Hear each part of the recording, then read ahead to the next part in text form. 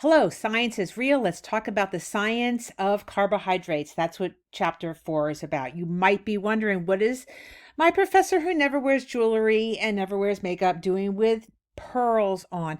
This is my analogy to chapter 4, carbohydrates, because the central molecule that all of carbohydrates revolves around is glucose. It's kind of like the same molecule over and over and over and over and over again, just like pearl jewelry over and over and over and over again. Look at this necklace. So many little teeny fake pearls. Two glucose molecules together, one glucose molecule together. Let's get talking about carbohydrates. Whatever form of carbohydrate the body gets in the form of food, the body will try to convert to glucose. So when you have individual sugar molecules like fructose or galactose that aren't glucose, the body will convert them to glucose. They will be shuttled to the liver, and the liver will take the fructose, convert into glucose. We'll take the galactose and convert into glucose. Why? Because glucose is the central molecule. And sometimes when you have many, many glucose molecules stuck together, kind of like the many pearls on this chain, or the many, many glucose molecules stuck together in the form of starch, or the many, many glucose molecules stuck together in the form of glycogen or fiber, the body will strive to break those apart so that it can use its beloved glucose. How many glucose molecules are stuck together? We can have one or two or many. One is connected to the word mono, di, two, poly, many. So it's monosaccharides, disaccharides, or polysaccharides. Mono and di are considered sugar. Monosaccharides and disaccharides are considered sugar, while polysaccharides are considered starches. Is their whole another name. Wait a second. Not so fast, because there is more to it. Poly is not just starches. It's starches and fiber and glycogen. Note that starches and fiber come from plants. But wait, we have two different names for them. Why? Starches we break apart. We break apart in our GI tract, and the resulting individual glucose molecules get to our cells, and we get to use those for energy. In contrast, fiber is not broken down in our GI tract, so we don't get the benefit of the glucose as individual glucose molecules, but rather as roughage in our intestinal tract, which helps the health of our GI tract. And glycogen isn't from plants. It's from animals. It's the stored form of glucose in our muscles and in our liver. This is the bigger picture. You'll see that sugars, again, are single saccharides or double or disaccharides. The single saccharides are shown here either as a chain or as a circle, and either way they're being shown as the 6 carbons that they are, or they can be shown as the disaccharides, two together, where you can see the two molecules stuck together in a disaccharide form. Both of these are considered sugars, whether it's one or two stuck together. When it's many stuck together, you have starches, and the cellulose, which is fiber, and glycogen, which is from animals. What are carbohydrate foods? Let's test this. Are the leafy greens in the picture here at the edges, are these leafy greens there because they are carbohydrate foods, or because they are there to make the photograph look pretty? When we think about carbohydrate foods, we usually talk about the dry carb cereals, breads, and pastas, because they're super high in carbohydrates, but the problem is that they're generally super low in nutrients. It's the not dry carbohydrates that are so nutrient rich. Which of these is more valuable to your health, the ones pictured on the left or the right, and why? Striving more to get the ones on the left, fruits and vegetables, are often associated with greater health. Carbohydrates on the right are often considered the filler things to make to complete a meal. When you would add nutrition to your smoothies, making this extra nutrient dense food that people sometimes strive for, what side would you select from? And I think the obvious answer is the side on the left. And what other foods contain carbohydrates? There's one major category of foods that is not on here. And usually it takes some time for a class to come up with this answer. And the answer is dairy. Now let's think of carbohydrates in another way. What do you think of when you hear the word carbohydrate? Carbo is associated with the word carbon, and hydrate is associated with the word water. And that's exactly what it is composed of: carbon and H2O, water, abbreviated CHRO. Where do we get the carbohydrates from? Where do we get the carbon and the hydrogen and the oxygen in order to make carbohydrates? It's made from the energy of photosynthesis, but it comes from very basic elements. Carbon and oxygen come from the carbon dioxide from the air, and the hydrogen and the oxygen comes from the water, H2O, taken up by the roots.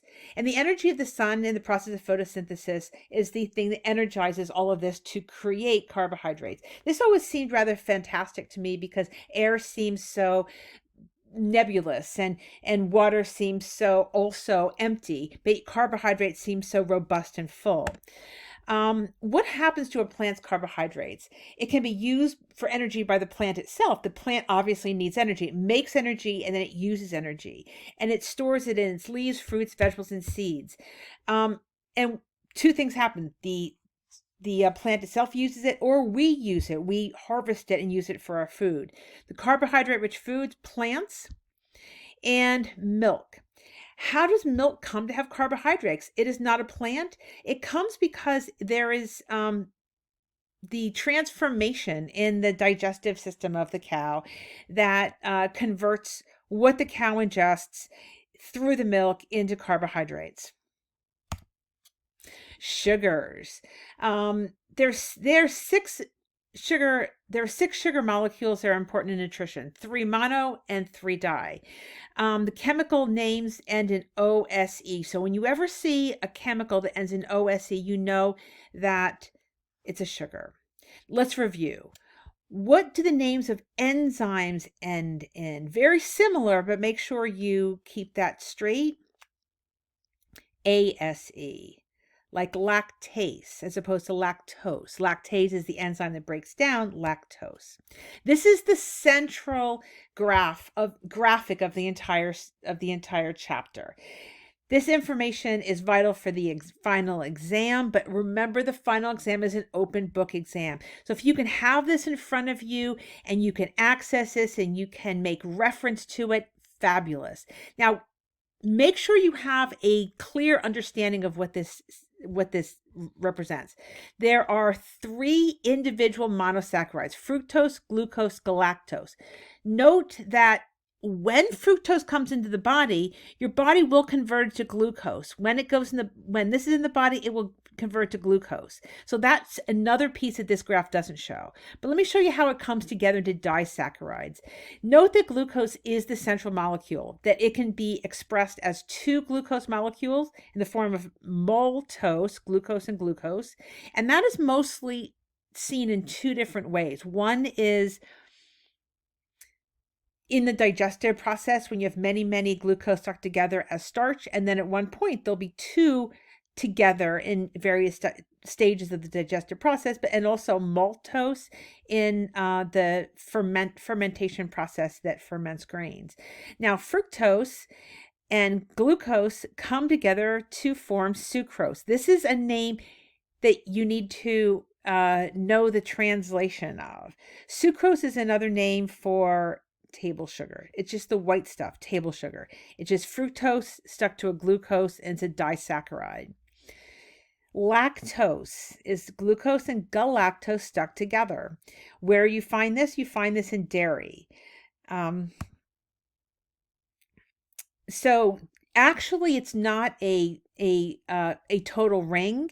It is almost a ring and of carbons, but the ring consists of 1 oxygen, and that extra carbon is a little flag. Generally speaking, for convenience, it's listed as a 6-sided figure, either with the carbons shown at its corners or just a 6-sided figure. Okay, here's a little riddle. Lactose is the sugar which is naturally present in milk. Lactose-free milk has no lactose in it. Does 0 lactose mean 0 carbohydrates? Does lactose-free milk have 0 carbohydrates? The other part of the quiz, part of the riddle, is lactose-free milk is generally sweeter than milk with lactose in it. Why is that? If the milk sugar is not there, why is it sweeter? And the answer is they don't take the lactose out and they don't put sugar in. But what they do is they take the lactose and they break it apart with an enzyme and producing, instead of lactose, which the body can sometimes have a hard time breaking apart, they have glucose and galactose, and these two molecules are sweeter to the tongue than one disaccharide together of lactose. So it's actually sweeter and then easier to digest.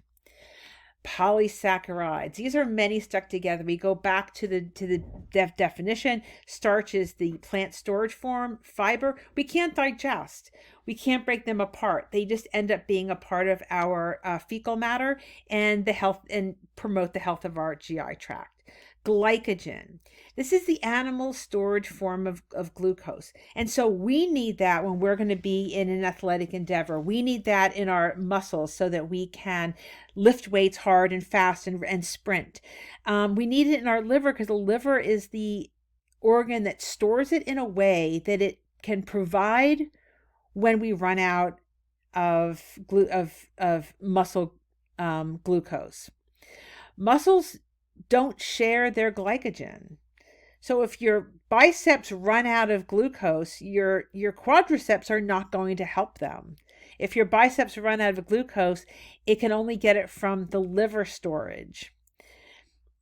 And it's undetectable in meat. Meat is animal muscle, even though you think there should be some, because glycogen breaks down rapidly when an animal's slaughtered. And so it breaks down into its individual components and is therefore not there as starch.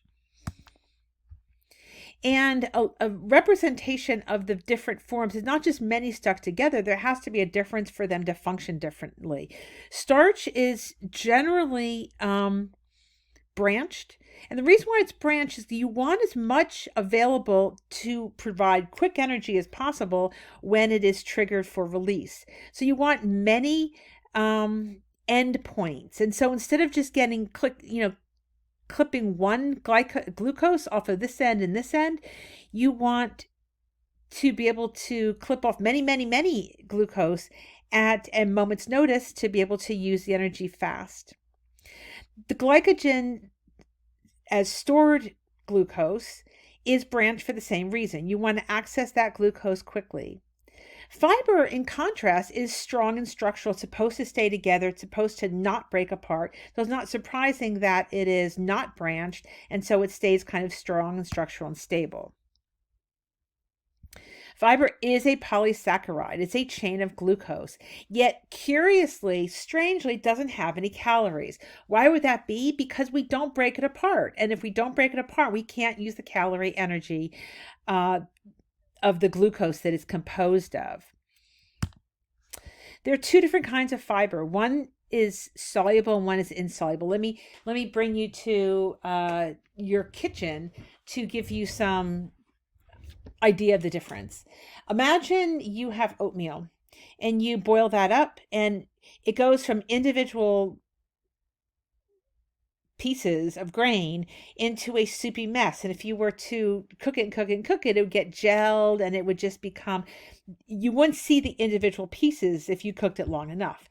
In contrast, if you have wheat bran and you were to, wheat bran, by the way, looks a lot like sawdust. If you take wheat bran or sawdust and you were to boil that and boil it for 15 minutes, if you boiled oatmeal for 15 minutes, it would be done. It'd be this gel thing that's all goopy and indistinguishable, as individual grains. But you can boil wheat bran, you can boil sawdust for 15 minutes or an hour or 2 hours or 12 hours or 48 hours, and it will still remain individual pieces in water. Your water might be a little bit